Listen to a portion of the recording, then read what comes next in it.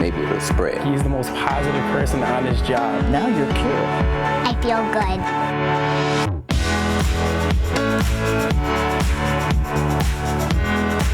Good morning and welcome to Positively Milwaukee. Most of us, thankfully, will never know what it's like to be homeless, but a Milwaukee couple is advocating on behalf of those without shelter. They're hoping to spread compassion for a group too often misunderstood.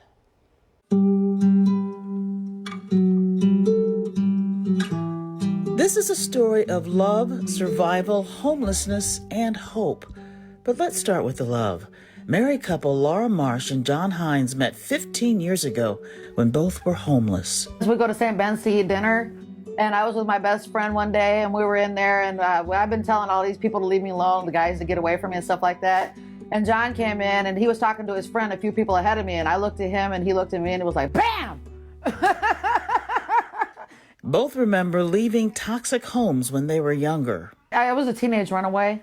I ran away to Los Angeles. We were living out in California. I ran away over 10 times. There was a lot of violence. My dad was beating my mom and beating us because I was trying to save her, and they were drinking a lot and doing a lot of drugs and stuff, and it just was a really negative environment. Yeah, I'm really using a lot.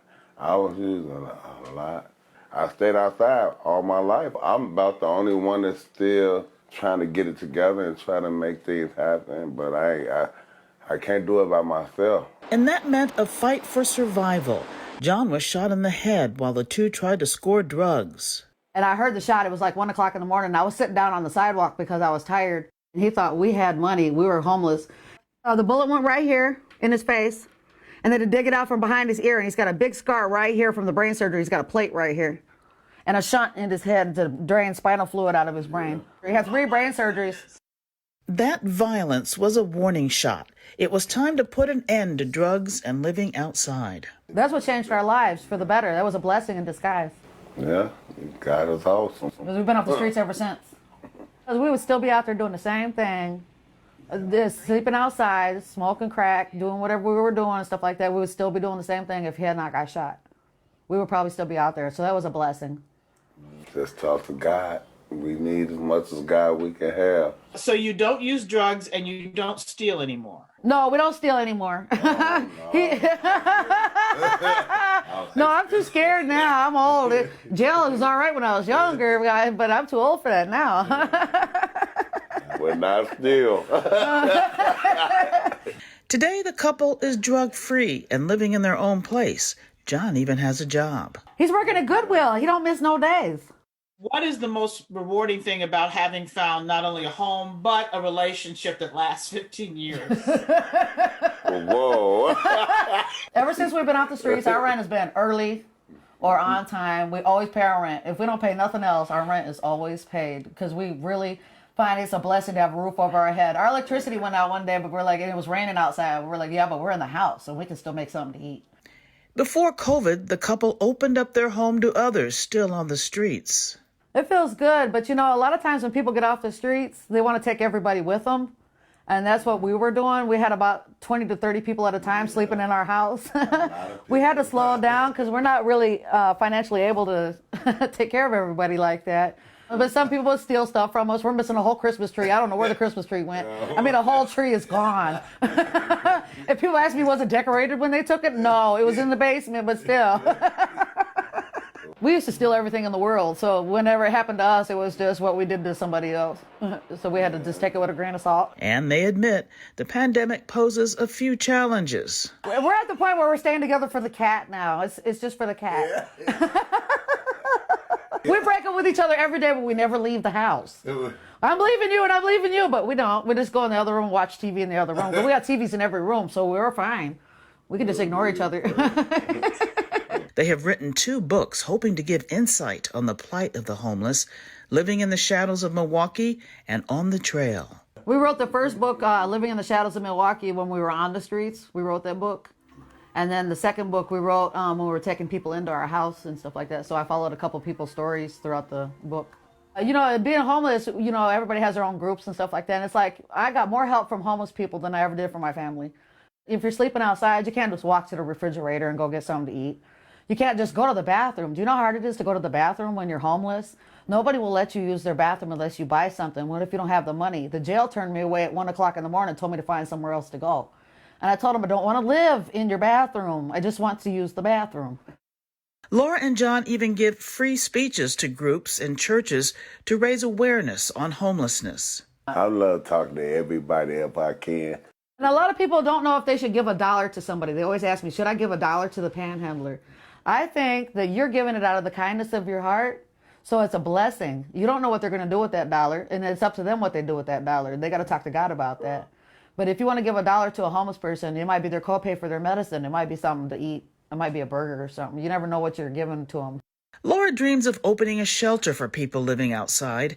She knows mental issues play a big role. I really want to deal with mentally disabled people and have somebody on site to deal with their issues, like counselors and nurses and stuff like that, to deal with their long-term issues. And then when they go into their own housing, they need to be retrained on how to live in a house, you know, how to cook, how to clean, how to pay bills. And somebody's got to stay with them for the duration. Otherwise, they're going to come right back to the shelter. Both know what it's like to feel invisible. I was sitting there crying one day and they just kept walking past me. Everybody deserves a chance. You know, we used to sit out there, people wouldn't even look at us. If you could just sit down and just talk with people and get to know their situation, because you really can't judge a person by just looking at them.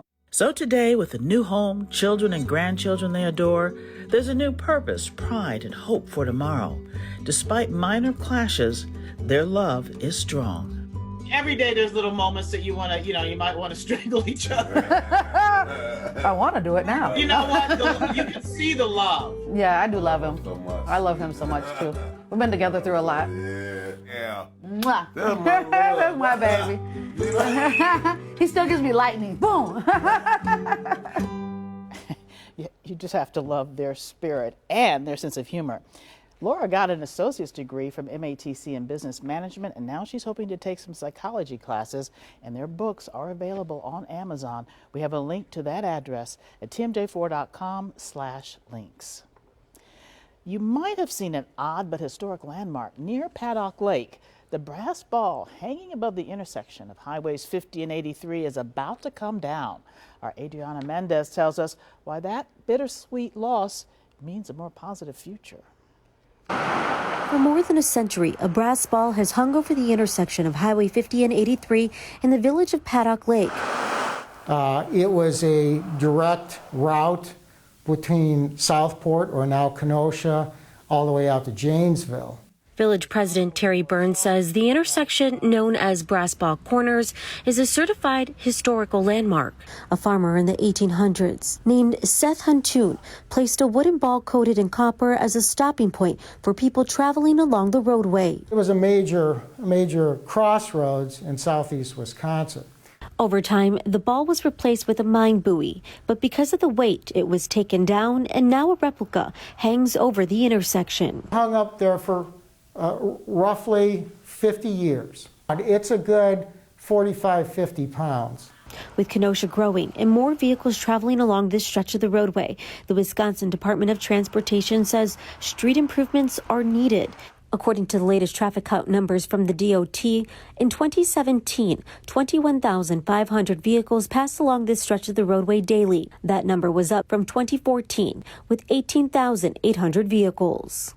The improvement to the road is necessary just because, again, the base of the road, especially the eastbound lanes, is crumbling. The new proposed design to fix the roadway would include improving the pavement, sidewalk, and installing new traffic lights. But that means the brass ball must come down because the cross cables that hold the ball up would impact the traffic signals. There's fear that that ball will intersect with those signals, and it'll intersect with the overall vision of the traffic signals. Although the intersection will look slightly different, Burns says it's important to improve the safety and preserve the village history at the same time.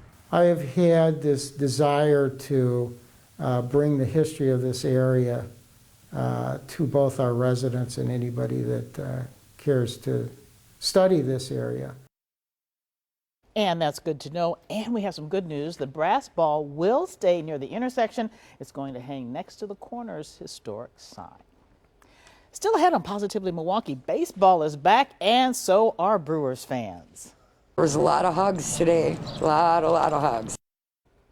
We tagged along with a shuttle driver who's thrilled to be back. But before the break, a sneak peek of what theater students in Whitefish Bay are working on. Good morning. We are the Whitefish Bay High School Theater Program, and we are absolutely thrilled to announce our upcoming production, Working. Based on Stubbs Terkel's best-selling book of interviews with American workers, Working paints a portrait of the people our world often takes for granted. The school teacher, the waitress, and the mill worker, just to name a few. The strengths of the show are in the core truths that transcend specific profession.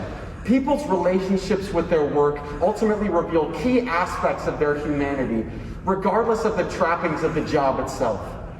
Our cast and crew have worked safely and passionately throughout the pandemic to bring this raw adaptation set in contemporary America to life. Our production will be streaming this upcoming weekend and next. Streaming access is only $5, but donations are definitely encouraged. To learn more, please check out our website at wfbhstheater.com. Thank you for supporting the theater arts. And that's Positively Milwaukee.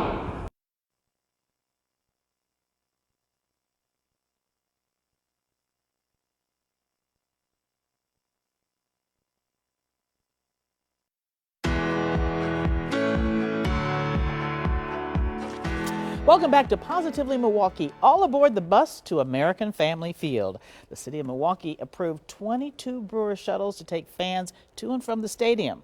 Our James Groh tells us one shuttle driver is beyond excited to be back behind the wheel.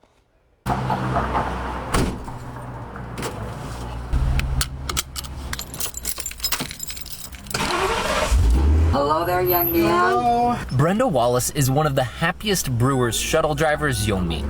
Thank you. It's just getting back to normal, having a good time now. She drives for Dugout 54 on Blue Mountain Road near American Family Field. 3 years. I got the most wonderful boss in the world. I love him. If I knew then when I go now, I would have done this my whole life. Which is why she really missed driving fans back and forth last year. Boring, sad, missed everybody. Glad to see everybody back, though.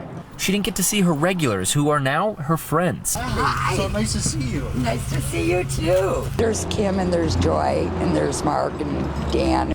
So when she did see them on Thursday... Yes, there was a lot of hugs today. A lot of hugs. I know they say social distancing, but we haven't seen these people in a year and a half, and we miss them. Pre-COVID, she would make around 6 to 8 trips in a day. Now, Brenda expects to take more than 15, given new shuttle capacity limits. It's all in accordance with specific COVID safety plans that the city of Milwaukee had to approve for each shuttle service prior to opening day. But that just means she gets a little more personal time with each rider. Go Brewers, go! Thank you. You're welcome. Have a wonderful day. So nice to see people back in person. Now, if you don't want to take the bus to the game, you can always drive, and that gives us another reason to smile. Tailgating is back. COVID numbers are going down, and that means Brewers fans can get back to one of their favorite traditions. America Family Field leaders say you'll need to stay close to your group, but you can fire up the grill for all of the home games this season. And check this out, the slimy video. That is the principal of Banting Elementary in Waukesha. Mary Garcia Velez let her students spray her with green goo. You know why? Well, that's because the students excelled at fundraising. The kids managed to get more than $21,000, enough for a new playground. Way to go, students. And a homeless shelter on the south side of Milwaukee getting a facelift, all thanks to someone in Utah. Latter-day Saint Charities donated a semi-truck full of furniture to Clare Hall. Now that's enough to fill 40 dorm rooms. Some of these items will go to a furniture bank for people still trying to get back on their feet. And a little girl in Racine teaching us all a lesson about giving back to your community. Brooklyn Garrick found out her local church was making personal care kits for people living in poverty. So she talked to her grandma about making kits of their own. The duo made 40 kits. They were filled with soap, towels, and other necessities. Now that is a smart young lady. It makes me feel good that I'm helping people totally out of this country and even in this country, so that they can always have what they need. They will always feel loved. Oh, now leaders of Brooklyn's church were so surprised so much kindness could come from one tiny human being. They say she has a heart of gold. think we all agree with that. A local tattoo artist wants to bring your vision to life. Our Delaney Bryce stopped by Sholo Tattoo Shop to see how Angel Gonzalez managed to open during the pandemic.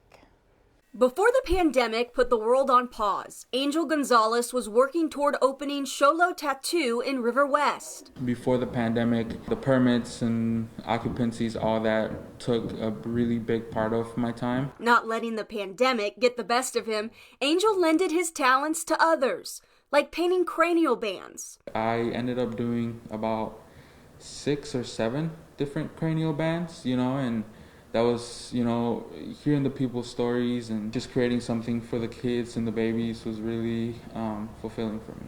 Because for Angel, the joy of creating comes from knowing his art has a traveling canvas. I've had people that I've tattooed from Spain, from Canada, people drive from Chicago. When those people go, back to their homes, it's pretty cool to think that, my art is going to be seen by people, all over the world. In return, clients share their stories with Angel and often become more of a friend than a customer. It's something that's really cool because, not only am I tattooing, but a lot of times I make connections and friends and I hear people's stories. You got to think about, I'm tattooing a client that, can go on for 4 to 5 hours. With a true passion that extends beyond ink, whether it's your first tattoo or your 20th, you can only find Angel's art at Sholo Tattoo. Now Spain to Milwaukee is a long way to travel for a tattoo, but that really says a lot about the quality of Angel's work because he's definitely known for that. And we also have another little girl in our area trying to do good for her community. Coming up after the break, why the Slinger Fire Department rolled out the red carpet for a young Girl Scout.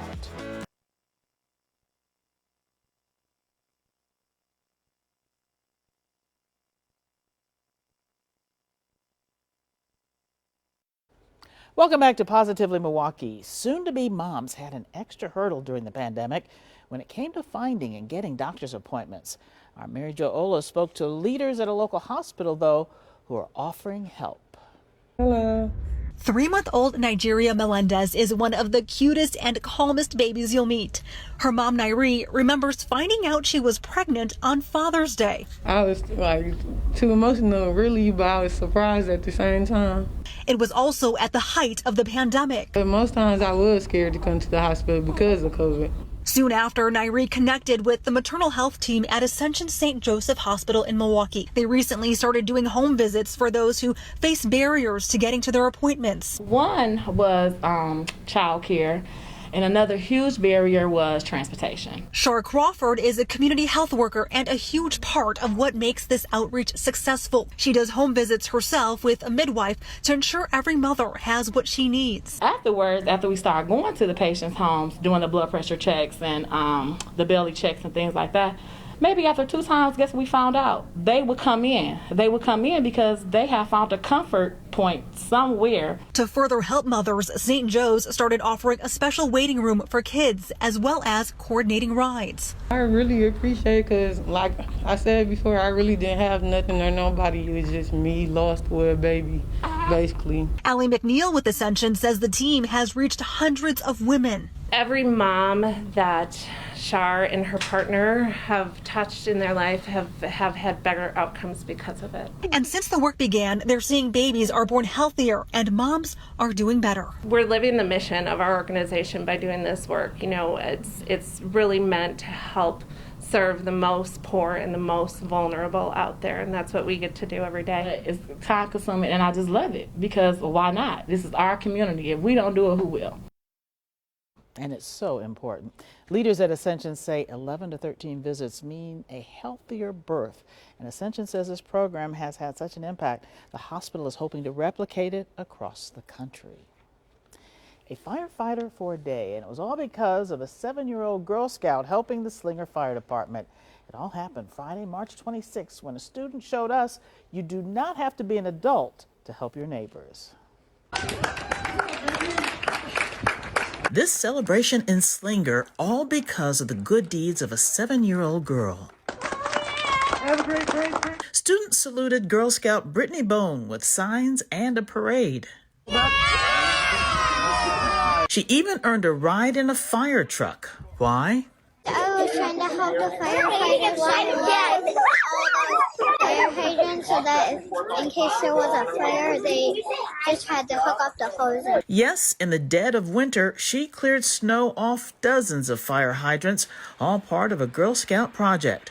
Firefighter Zach Jensen. We're here today to honor and show our gratitude to Brittany, who throughout the course of winter shoveled 72 hydrants to be entered into a drawing to win a ride home from school like today on the fire truck. And on average, you maybe 2 to 3 a snowfall if you were lucky, and she was averaging somewhere between 10 to 12 a snowfall. Brittany's project motivated others to dig out hydrants. It touched her father, Jason Bone, so much he signed up for the Slinger Volunteer Fire Department. It has inspired me to actually join the fire department. So I became a volunteer just like all the other members of the Slinger Fire Department, and I'm going to try to do some good for the community also. So she went 10 times above and beyond what we were expecting anybody really to do. And I think because of her, it caught on in the village, and it wasn't just in her neighborhood that hydrants were getting shoveled. I think the adults kind of felt obligated to help out too, because they seen the 7-year-old on Facebook doing it. I think it just kind of caught on, and everybody else did their part too. A young scout reminding us that goodness can spread like wildfires. It only takes one spark, and in this case, a determined little girl. What's your favorite part about firefighting? That you help people be safe. That's my pager. In case there's a fire.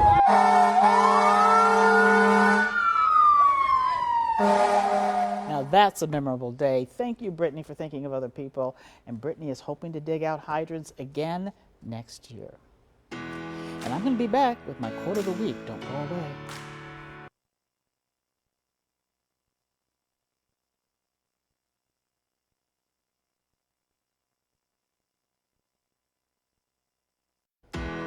Every week, I like to leave you with an inspirational message. And this week, a quote from German philosopher Anton Friedrich Justus Thibaut. He says, "The wise try to adjust themselves to the truth, while fools try to adjust the truth to themselves." Thank you for spending your Sunday with us. Have a great week. And as always, stay positively Milwaukee.